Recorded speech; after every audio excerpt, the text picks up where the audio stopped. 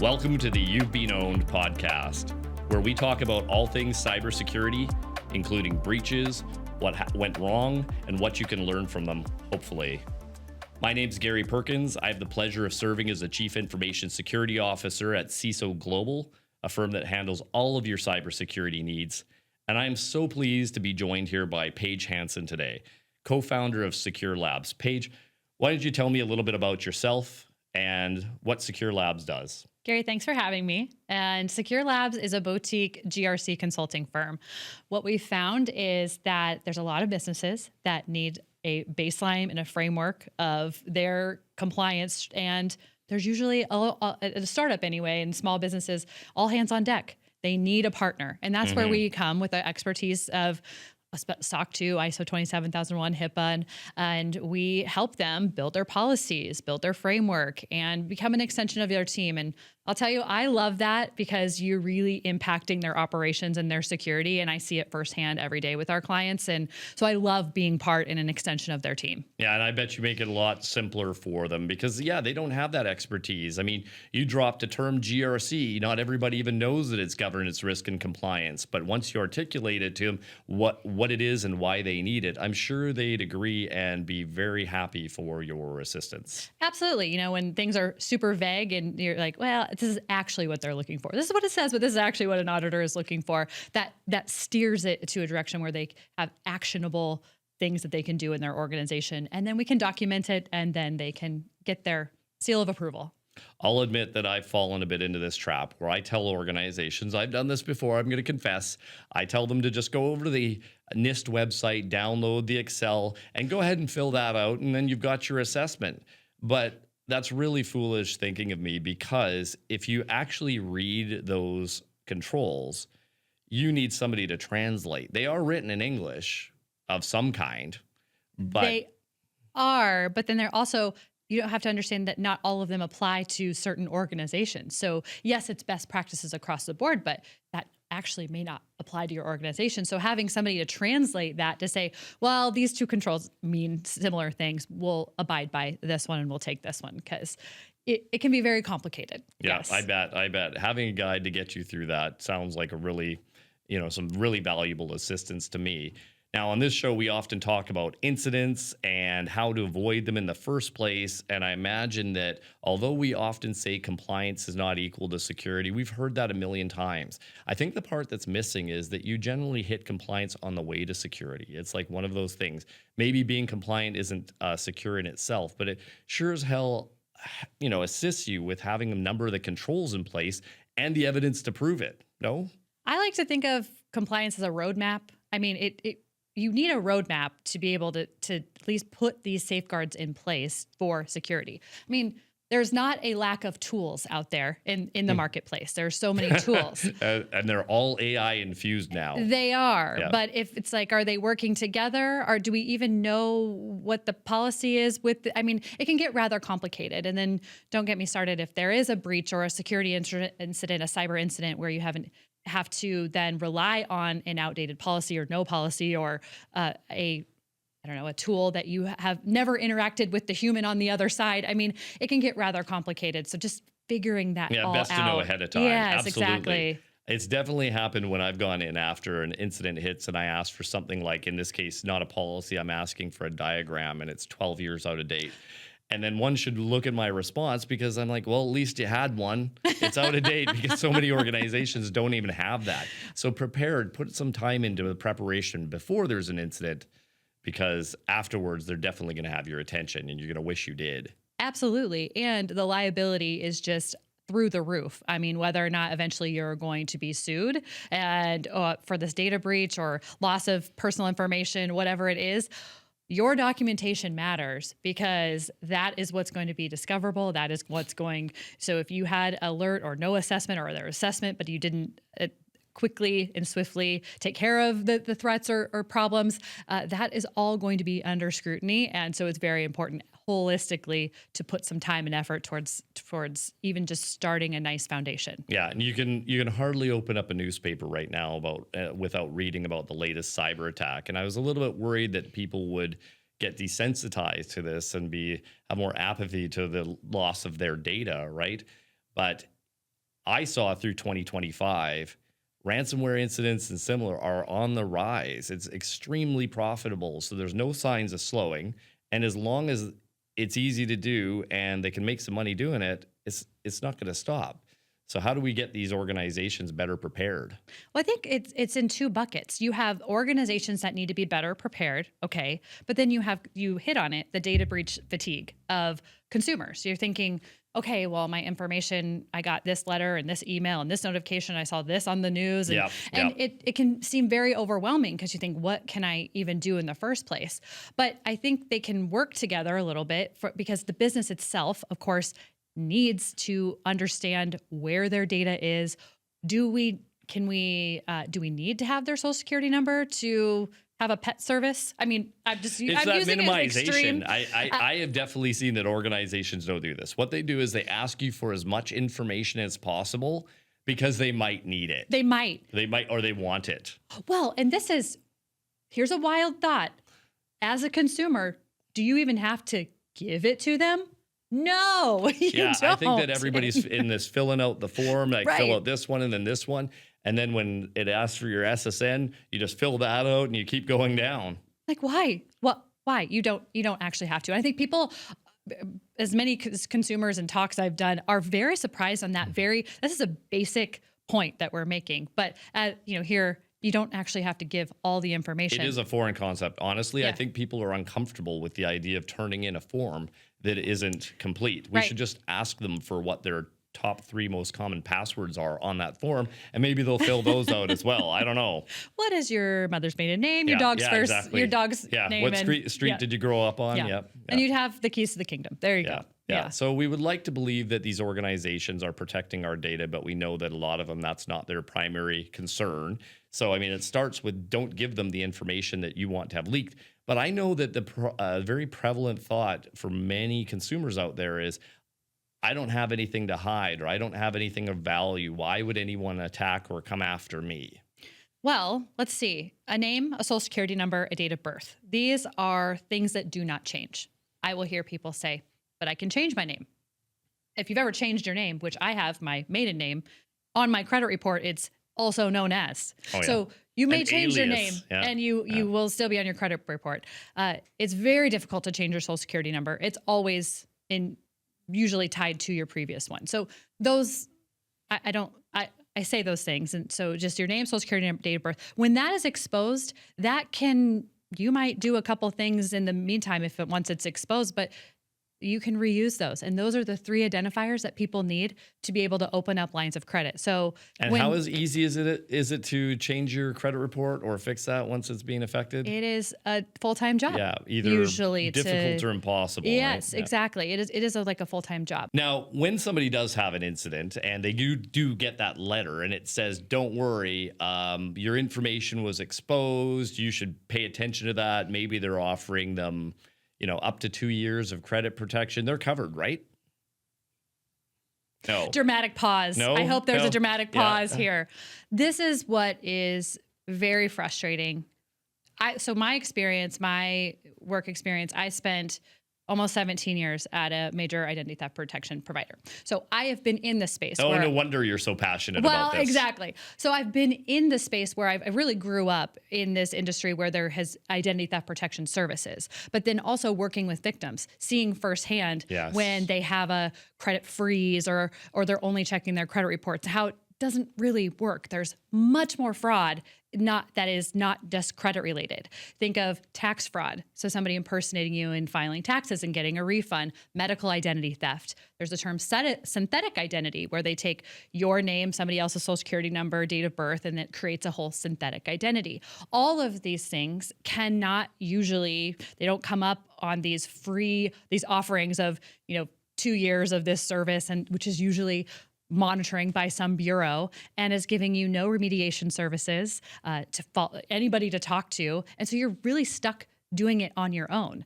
So here, this company is checking the box because they have to provide something, but they're really leaving it in the hands of consumers to to do it themselves and then be on guard for the rest of their lives. Yeah, and those consumers, they haven't the faintest what to do. So they've really just dumped this in their lap. Now, I know that you're all over social media and you're always alerting people to the latest scams and tips and tricks, but not even there are they going to be watching. They're just wondering, well, what do I do next? Is there anything I can do? Or, oh, well, I guess my information's already out there a bunch of times anyways. Yeah, well, when it's your social security number, just SSN, if when it is that's email addresses can be changed, those sort of things. It's a big deal, but it's your SSN. When that has been exposed, you need to be on guard for the rest of your life.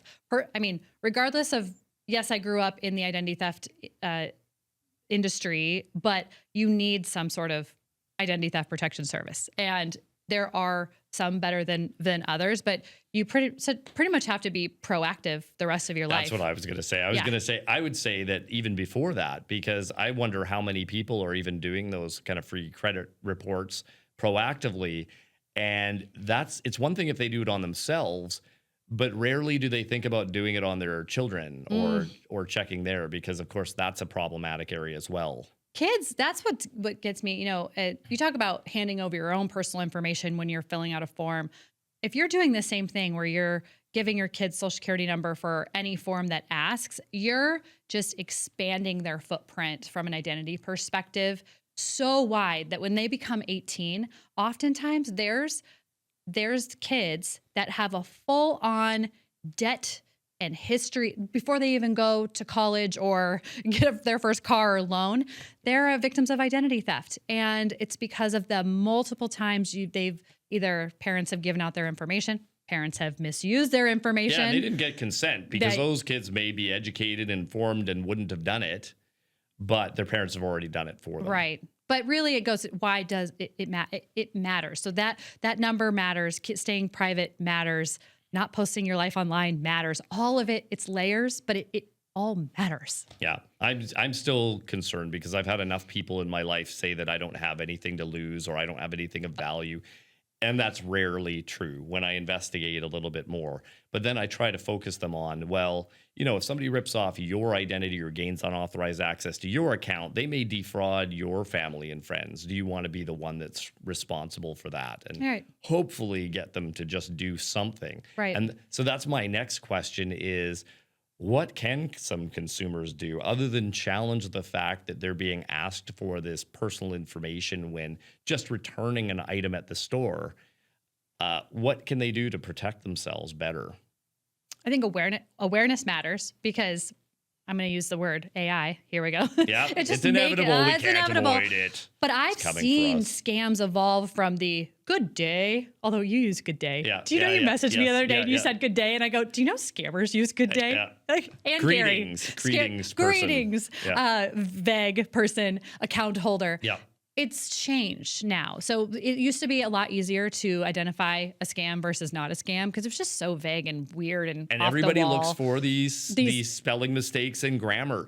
If that's what you're determining, sophistication of the phishing email based on, oh my God, we've got a problem here. I know, but now, with the use of AI and these tools, it's ransomware in a box, malware in a box, phishing in a box, where they could plug in your social media. They plug in then what they know about you. And now all of a sudden it's coming from your friend or it talks like you talk and it references the restaurant you went to last week. And so all of that matters. I hate seeing people victimized. I think of everything from the romance scams to just your run-of-the-mill phishing. If your organization gets compromised or you as a person today, it's overwhelmingly likely that it was a phishing email, link or attachment or a QR code that you scanned that led to this site. It's incredibly likely, and it's not showing any signs of stopping anytime soon. Right. So again, awareness, I agree, that's one. And then it's that kind of information minimization. It's like control what goes out to whom and when and how. Because I know that when you're getting a mortgage or you're trying to have to prove your identity, folks are asking for pictures of your ID, your passport, your driver's license over email. Or text me your picture of your driver's license. All of that is unencrypted. So realizing that a lot of these services, if you're using Google, if you're Microsoft, they have a way you can encrypt it in your email Yeah. to them. And so it's just it's the whole convenience versus security though. Absolutely. It is super convenient for me to fire up an email, okay, send. It'll be okay, right? It'll be fine. It's just me to you. Yeah. But again, it matters. I just don't think that a lot of folks, and they shouldn't have to, they're not the technologists. They don't know that the email protocol hasn't materially changed since it was first established, at least in terms of we used to say the information is like a postcard. Your emails are like a postcard. So many people can read them. I just don't think they understand how many people do have access to read that information. And why it matters. And back to the whole thing, why would they target me? Why would it matter? Yep. But it's like, Yep. when you're sending those, they're not targeting you specifically. They're Yep. maybe some cases, but they're targeting your information. They want your information. They want an easy payday. But that also applies to business. You talk about emails, the business email compromise, where I think that a lot of organizations, yes, they have to do their yearly cybersecurity awareness training, and it's this boring training, and you're just like clicking through next. But it's not necessarily geared towards your role specific. So, for instance, like if I'm in finance, I mean, you're in control of the money ingoing, outgoing, and so now have you seen the receipts that have been going around LinkedIn where people are generating and showing how easy it is to generate a fake receipt? Well, if you don't have controls in place, I'm not saying, I saw one post saying that you need to hire a whole fraud team to, that's unrealistic. That's unrealistic. You're going to tell 10-person team that no, but you do need controls in place that, I know when I was at my past organization, I couldn't create just an expense. It had to be a charge on my credit card or even in order to create an expense. You couldn't just have a out-of-pocket expense that wasn't tied to your credit card. Those are easy controls to implement. But if you're just taking employees' word for it, we want to think that our employees and our family members are trustworthy. They trust our people. But now it's so easy. We're lowering the barrier. Yeah, I get it. Right. But on the awareness thing, it is one reason that for when I suggest courses and things, I do break people up. I pull out the executives, the VIPs. I pull out the privileged users, and then I do focus on pulling out the finance folks, because that EFT fraud is a killer. I know. Yeah. Well, you bring up a good point. The privileged folks, like depending on what level of access the people in your organization, that they need additional training, because they are the ones that hold those keys to a lot more that can be either lost or the ransomware or whatever's going to happen. Honestly, some of them are modest or humble. They just think that, no, nobody's going to come after me, or I don't really have all that much access. But of course they do. They have, the keys to the kingdom. And I do agree that they have to be the ones. Anybody who is publicly listed for your company, or the contact point, media, or on your, registering your domain, they need to get something a little bit extra that says, okay, we do this mandatory security training for everybody else, but for you, you don't click on links and attachments. That's a thing that other people do. In your case, and if you do, because you want to remove the shame factor as well, you want them to report it. If they do, know where to report it and how. Right. But I'm worried about these consumers that you're talking about, because they don't have anybody to call. I think what they usually do is they may at best, they'll either phone their nephew who knows a lot about computers, or they'll phone the Geek Squad who is, sorry, but you're not really qualified to deal with cybersecurity incidents. Right. And really, unless you're a high net worth individual, there's limited places that you can call for help. And it's kind of going to be the same messages they give you. And part of it is, well, it's too late now. And it's tough, because even if you were thinking, oh, I'm doing a great thing by Googling or searching online, all these scammers rank high, and they're calling a company that isn't really Microsoft or isn't really Google, that are whatever your provider is. And so that's is tough too. So like you said, you're relying on people that maybe don't have the skill set to really help you, or you're calling someone where you think you're doing the right thing and you're not. And exactly. Yeah. With those, especially the Microsoft calls and that kind of thing. But it certainly is. I wouldn't want to be a consumer without the knowledge in this particular space. It would be very, very, very difficult to be able to protect myself and those I care about in my family. I hate seeing people victimized. So they really have to stop and think before they click. Don't put any information online. One of the other ones that bugs me is, you've seen the test the strength of your password site. Oh my gosh, right. That's just a killer. Who falls for that? But people do. They think they're doing the right thing. But this is something I've really been pushing hard on my LinkedIn just this year is Definitely follow Paige on LinkedIn if you want to be yes, alerted yes, to the exactly. most common cybersecurity scams and alerts. But I think a lot of times, especially on LinkedIn, sharing great content, I see content by some amazing thought leaders, you yourself, but we're all in this think tank together. We're in We're this, preaching to the converted. I totally agree. We're right. pretending as if we're debating, but we're in wild agreement with one another. So we're not exactly the audience that needs to hear this. Exactly. So take it a step further. This nugget, now when you go to your family event that weekend, it's not like you have to nerd out and say, this is the, I don't know, encryption level you need to have or whatever. No, just give one tip you saw or one type of scam. I saw this again recently, and I think you were involved, where it's like, just go out and tell 8 people, 6 people. Yes. Tell a few more people one more thing. Of course, eventually you're going to be typecast, and people are like, oh my God, don't talk to Paige at these family events. She's going to be regaling you with tales of encryption. I know. So you do have to know your audience, right? Yep. But it's the little things, or I'll send people a link to my YouTube video. I'll be like, oh, this is a really crazy scam, and just send it. So whether they watch it or not, they all heart it. You're creating a buzz about it. You're getting people engaged and making them give a shit, which I think is a good thing. Right.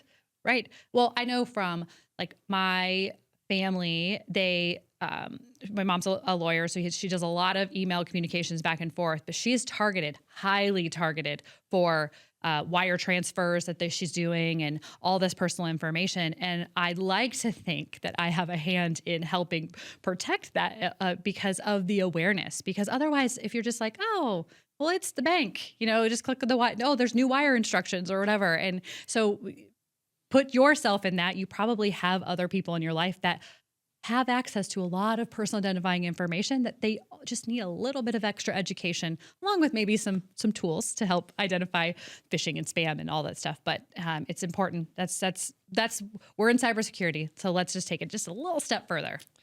I'm sure I'm trying to get the word out, but I do see that the same people are targeted over and over again, and then if they're victims, then they do get hit more. And you would think that after you've been victimized that you are somehow vaccinated against this, but it doesn't seem that way, especially with the aging population. And I do see some things at retailers and banks that I would love to applaud and support. So at the grocery stores, you see increasingly signs that say, caution, before you go and buy these gift cards, are you sure that you aren't falling victim to a scam? Now, the banks are the ones that really have it tough, because it's your money. If you want to pull it out, then they have to let you. And they can only ask so many questions. But if you insist, they can't prevent you from being scammed. All they're trying to do is educate you, but not pry, right? What are they getting? If you got asked, if you went to pull $1,000 out of the bank and they asked you, what is this for? What would you say? None of your business. Right. Or you're being coached by the scammer. I'm building a house in Malaysia. Yeah. They're going to ask you this, but this is what you need to say. It's for a charity event. And so that's really hard. I know I've had family members who work in the banking industry, but see, it's more small town. I'm just a number at my bank here. I mean, if you belong to one of the big banks, I'm not saying every branch is like that, but I think especially if you're in some of these small towns, they would pick up the phone and call their family member to say, hey, your dad is withdrawing money again. And does that cross the line? Is that part of their job description? No. Yeah. But at the end of the day, there's alerts and notifications on the apps. I heard somebody that has a chronic or repeat offender in their family, and they have these alerts and they receive one, and then they instantly try to phone the person back. And what happens? They're on the line. Who are they on the line with? The attackers, the fraudsters, right? So then they try to call the store. It's like, do you see this man fitting this description? Go get him. Go tell him it's his daughter. And then this breeds all sorts of other problems. So I get that awareness is one of these things. I just think folks need to be conscious of what information that they're sharing with whom, and not just, give it up or fall. I know. Well, and then if you slip up one time, that really is going to come and bite you. I'll give you an example. So I am on the advisory board for ROSE. It's Resources and Outreach to Safeguard the Elderly. It's a perfect, exactly. Nonprofit here in Phoenix. We go out and educate the older adults about identity theft, cybersecurity.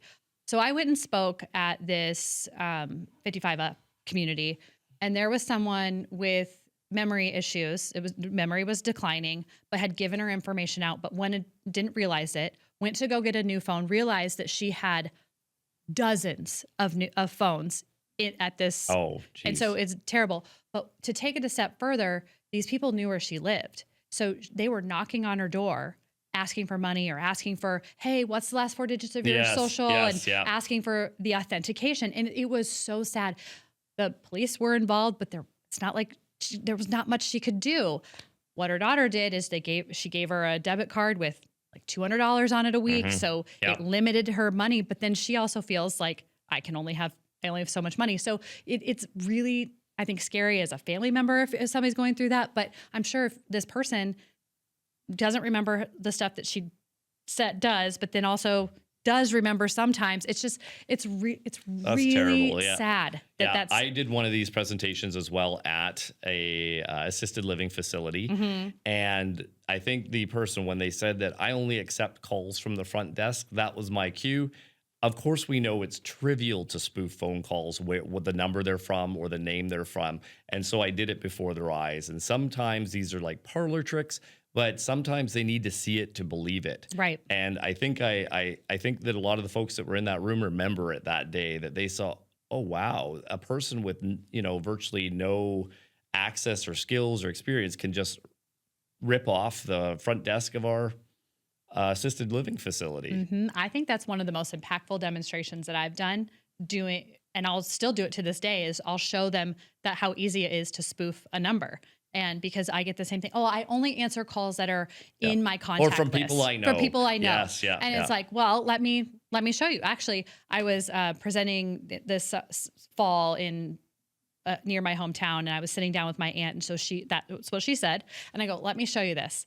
I took her number, I took my uncle's number, and I said, okay, who's calling you? She goes, oh my gosh. She saw it before her eyes. I may have done that in a business meeting before, and the listen, look on their face yes. when each of them are looking at each other, they're like, "You're calling me?" No, I'm not. It must be a pocket dial. And then a minute later, they both looked at me and knew who was to blame. Well, here's the deal: is because I've done this recently. We were doing an incident response exercise, so a tabletop exercise. One of the things that I brought up was the spoofing of the numbers, and I think it was taken seriously, but not. I was like, kind of like, is that really going to happen to me? So what did I do in the meeting? Because virtual, and then so the one person called the other, and they looked at their phones like, why are you calling me? Yeah. And I go, sometimes they just need to see it sometimes. And so what we're saying is that it's trivial to spoof a phone call, even coming from your local law enforcement. It'll be the number, it'll be the same name, and you'll pick it up and fall victim. And again, I hate all of this. So I do. So we've talked a little bit about preventing these problems from happening, and then what else can folks do?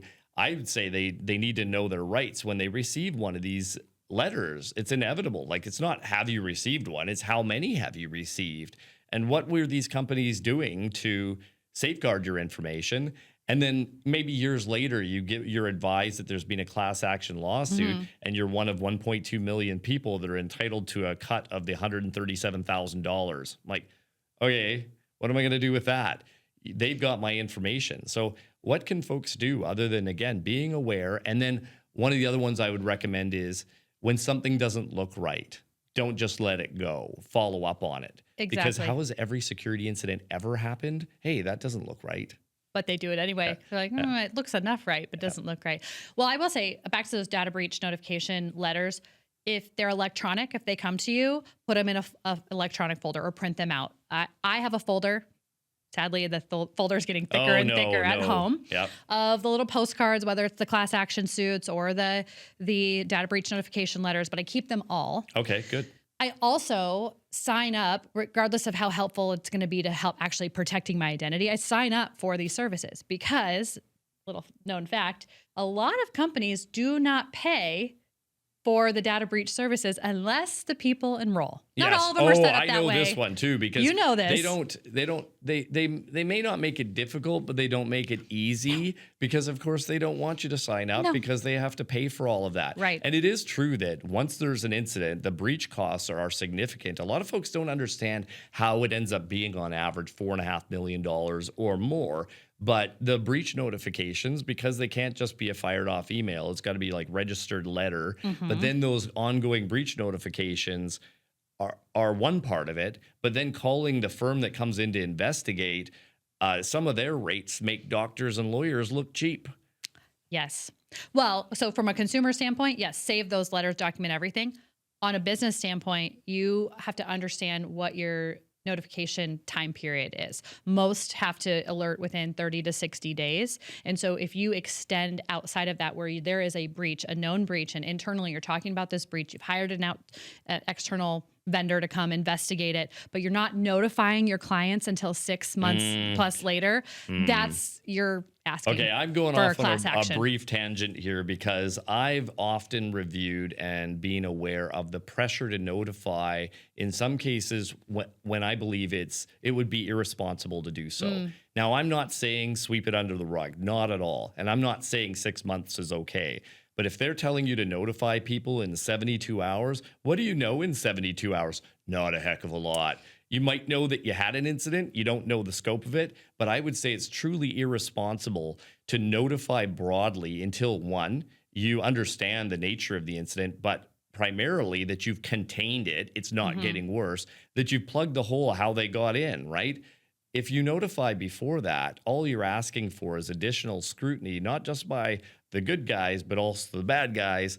And they're going to see if they, it's opportunistic. So I think we need to be realistic about what is reasonable. It's like once you've got it contained, it's right. You should let people know as soon as possible so that they can take action, or, you don't know what's going on in their life. They might be right in the middle of a major transaction like a mortgage or, house sale, right? Right. I think that, yes, because you've been in the weeds of that before when it comes to like the 72 hour, the 48 hour. But when it comes to you have to notify us in 30, whatever law you have are operating under, 30 days, 60 days. When it's 30 days past your information being breached, 60 days past the information being breached, it's likely being used or being tried to use. Yeah, so absolutely. if you, in your example, saying, oh, you might be in the middle of a mortgage process, that could mess up your ability to buy a house if you didn't know. So not knowing within 48 hours, okay, cool. But if you're, here going through this whole process of buying a house and all of a sudden you can't because your information has been breached 6 months ago and you haven't been notified, that's a big you're really playing catch up at that point. Yeah. So one more before we end. I'm just interested in what is some of the advice that you give at the assisted living or 55 plus communities? What are you able to get across? Because a lot of these folks, the internet was relatively recent to them. How are they to protect themselves online when they're struggling in some cases just with the email ability? We keep it as simple as possible. As soon as you have way too many steps or there's added complexity, you lose a lot of people. Yeah. So you kind of can judge people based off the first few tips. But your online, your passwords, the username and passwords, I suggest a password manager. However, it depending on the group, because it is older group, if you were, I want to hear your thoughts on this. If you were to have, and I don't go out and say, have a little notebook, I get this one all the time. Every time somebody is in a Staples and they see the logbook, they take a picture of it and they're like, and send it to me and say, how ridiculous is this?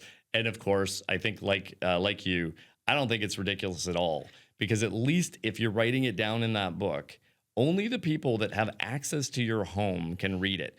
If you are storing it in passwords.txt on your desktop, there's a globe worth of attackers that could potentially read that. So exactly. it's not as good as a secure password manager, and I do not mean storing your passwords in your browser. Don't do that. No. A secure password manager, but the logbook is an effective tool. We just have to know your audience, because we've gone down the, use a VPN and do, kind of this more technical route. It's like, let's do some baseline protection tips so you're not just exposed. Also, social media privacy settings. Yes. I don't know if you know, some people, older adults, 55 to 75, love Facebook. And it's like, it helps you stay in touch with your family, like remotely, if you can't visit all the time. But one of my problems there is that they'll often put in new settings, and the default configuration or default setting is not the thing that you would want. It's not Right. privacy preserving. Right. And then that leaves them targets for romance scams and being targeted for other things. So focusing If on it's too good to be true, it probably is. it probably is, right. But it's easy for us to say when we're sitting here and we're properly caffeinated, but in the moment when people do that click or they're just very, very lonely and somebody expresses interest in them, wow, very, very hard. So if you see a family member or a friend or anybody experiencing this, you got to direct them to some resources or give them some close counsel, I think. Right. One thing we do when we talk to older adults is what I like to do is raise your hand if you've been a victim of credit card fraud or identity theft or been contacted by a scammer. I say, okay, now look around the room. Yeah. Nearly Everybody. every single person I go. Yeah. So that brings us to the next point. What I reiterate is talk to somebody. Don't think you need to just run to the grocery store and get all these gift cards. Tell your neighbor, tell your friend, tell your kid, whatever. Yeah. And it's okay. Yeah. Because there is an element of shame that they fell for it, or especially after the fact. But it's like some simple rules. If you hear the word Bitcoin, it's probably not legitimate. Okay. Anyways, thank you so much, Paige. Thanks for coming and sharing your knowledge and experience, your tips. Everybody should be following you on LinkedIn everywhere. I think that we're out of time now on You've Been Owned, the podcast that covers all things cybersecurity. I'd love to thank NextSpace for providing this awesome facility, as well as Jeff and the AV crew for the magic that they do, and all of you for watching. Please, please, please, I hate to see people being victimized. Don't get scammed out there. Just stay safe.